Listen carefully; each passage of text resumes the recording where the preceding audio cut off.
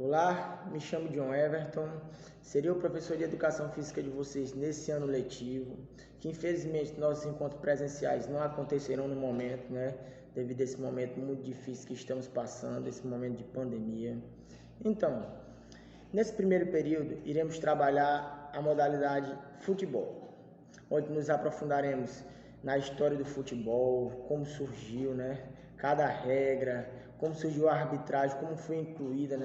Então, nós professores iremos fazer o máximo para passar um conteúdo onde vocês possam aprofundar, onde vocês possam adquirir e absorver para vocês cada conhecimento. Então, eu peço para vocês alunos que se esforcem, eu sei que não está fácil, eu sei que esse momento que estamos passando é difícil, as aulas online, a gente tem aquele certo desinteresse, mas eu peço para vocês que vocês foquem no estudo de vocês, para que a gente possa olhar lá na frente e ver que valeu a pena cada esforço, tá bem? Então tenham bons estudos, desejo